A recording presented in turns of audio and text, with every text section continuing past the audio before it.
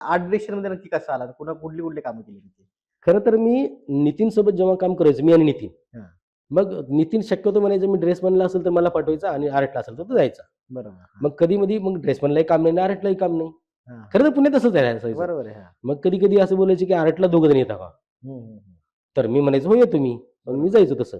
मग तसं आर्टला जायचो तेव्हा एकनाथ कदम, हो. गिरीश कोळपकर, हं, हं. सचिन नेवसे हं, हं. आणि संतोष फुटाणे बरोबर. यांच्याकडून खूप सारं आर्टला काम केलं मी.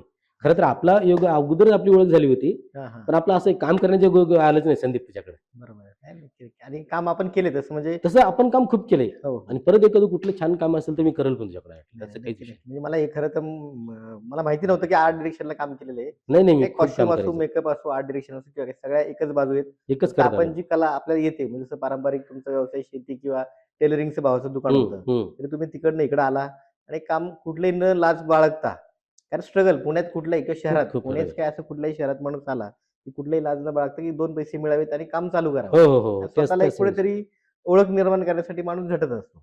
तसंच करत राहिलो हां. मी आणि मग जेव्हा एक ते हिंदी फिल्म केली टेलर म्हणून मी, बरं. तेव्हा त्याचं एकत्र पेमेंट आलं मला ₹36,000 बापरे! 2007 मध्ये. 7ला. खरं तर मला खूप म्हणजे खूपच अट्रॅक्शन वाटलं ते, हां, हां, की हां. एवढं पेमेंट खरंच येऊ शकतं बरोबर. आणि ते खूप काही कमी दिवसाचं पेमेंट होतं माझं. हं, हं, हं. खूप छान वाटलं. मग तेव्हा ठरवलं, की ही लाईन तेव्हा करायची. तुम्हाला कळलं, की बाबा हे म्हणजे कला आहेच, पण याच्यात पैसे मिळतात, पैसे पण आणि मान-सन्मान चांगले मिळतो आणि मिळतात. कॉस्ट्यूम डिझायनर म्हणून आपण हे काम करू शकतो. तर तेव्हा कळलं मला ते. बरं त्या काळात कोण कॉस्ट्यूम डिझायनर होते पुण्यातले किंवा कोणाकोणाबरोबर तुम्ही काम केलंय किंवा की अरे नाही मला त्यांच्यासारखं काम करायचं असं वाटलं का कधी काही?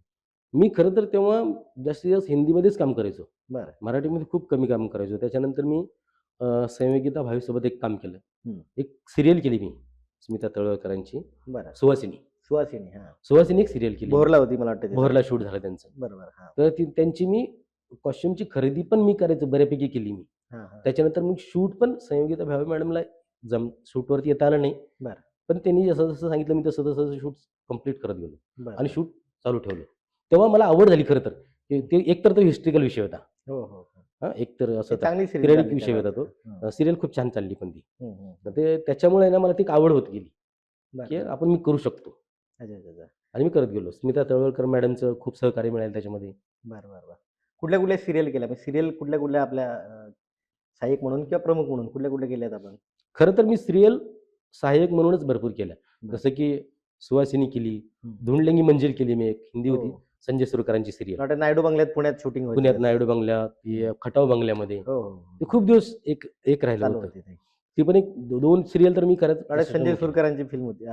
मालिका होती ती. ती ती धुंडलेगी मंजिल तीच त्यामध्ये. तीच होती धुंडलेंगी मंजिल. एकनाथदादा कदम त्याचे आर्ट डायरेक्टर होते मला हां. वाटतं. हो. एकनाथ दादामुळं त्याच्यात त्या आर्टला पण मी करायचो बरं. आणि त्याच्यानंतर आर्टचे कॉस्ट्यूम सेटअप लावून देणं. हं, हं, हं. जेव्हा फ्री असेल तेव्हा मी आर्टला काम करायचो.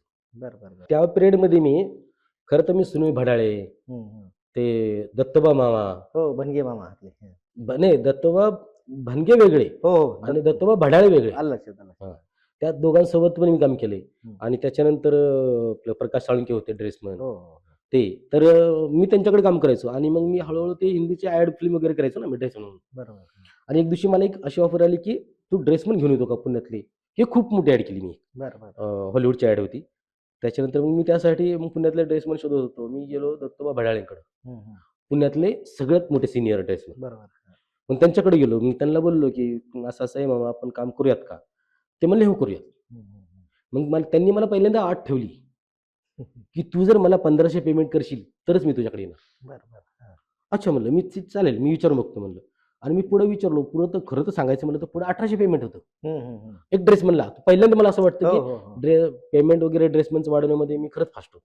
बरं. कारण ते हिंदी वगैरे मराठी, हिंदी ॲड फिल्म वगैरे करायचो आणि मग पेमेंटविषयी पहिले चर्चा करायचो. त्यांनी 1500 बोलले म्हणून मी त्यांना म्हणलं, की "बाबा पेमेंट जास्त पाहिजे मला. पुण्यातले ड्रेसमन आहेत, चांगले सीनियर आहेत." हं, ते म्हणले, "1800 देतो." हं, तर हं. मी म्हणलो, "हो." मी खरं तर यांना दत्तोबा मामाला सांगितलंच नव्हतं, बरं, बरं. की तुम्हाला 1800 पेमेंट देतो म्हणून आणि काम वगैरे संपलं आणि त्यांना 1800 त्यांच्या हातात कॅश देऊन टाकली. अरे वाह! बरं. हां. त्यांना खूपच भारी वाटलं. हां, हां. तेव्हापासून कितीतरी वेळा म्हणायचे, "तुझं काही काम असलं की मला सांगत जा, मी करत जाईल." बरोबर एक तेव्हा विश्वास बसतो हां, तुमच्यामध्ये. हं. तेव्हापासून मला असं वाटलं, की एक टीमवर्कनी मी काम करू शकतो. बरोबर. पुण्यातल्या सगळ्या ड्रेसमनला घेऊन आणि मग मी तसंच प्रयत्न करत राहायचो. नाही तर पुण्यातले बऱ्यापैकी ड्रेसमनला घेऊन मी तसंच काम असतं. करत कसं होतं राहायचो. काम एखादं येणं, ते मॅनेजमेंट करणं हं, फक्त म्हणजे कॉस्ट्यूम डिझाइन कुठलाही डिपार्टमेंट असो त्यात मॅनेजमेंटचा पार्ट खूप महत्वाचा आहे. हां. हं. तसंच मला एका फिल्मसाठी बोलावलं होतं, द माईटी हर्ट. अच्छा. पुण्यातली सगळ्यात मोठी फिल्म होती. हॉलिवूड फिल्म होती खरं तर. बरं, बरं, बरं. अंजेलिना जोली, ब्रॅड पिट हे ॲक्टर्स होते त्या फिल्ममध्ये. अरे वाह! त्या फिल्मला मला बोलवलं ड्रेसमन म्हणून. हं, हं. मग ड्रेसमन म्हणून बोलवलं. पुण्यातले खरं तर माणसंच खूप कमी होते तिकडे. मग मी ड्रेसमन म्हणूनला गेलो आणि पहिल्या दिवशी त्यांनी मला सांगितलं, की "तुला सगळं जमतं, तू प्रोडक्शनला काम कर." बरं. आणि मी म्हणजे ॲक्टिंग झालं, हां, ड्रेसचं झालं. ड्रेसचं झालं, आर्ट आणि डायरेक्शन झालं, आता प्रोडक्शनला मी आला पुन्हा. त्या फिल्मला प्रोडक्शनला होतो अक्षरशः. बरं.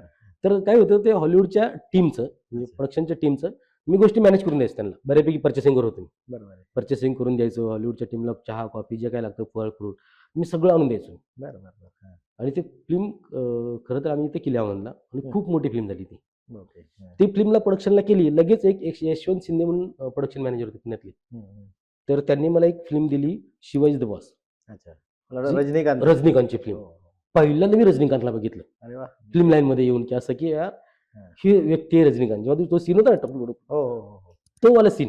हं. आणि त्याच दिवशी मी इन झालो होतो, की जे शूटच्या पहिल्या दिवशी तो वाला पहिल्या सीन दिवशी. होता. हं. जेव्हा रजनीकांतला बघितलं मी, तेव्हा मला वाटलं, की हां, मी खरंच आता फिल्म लाईनमध्ये आहे. हां, हां.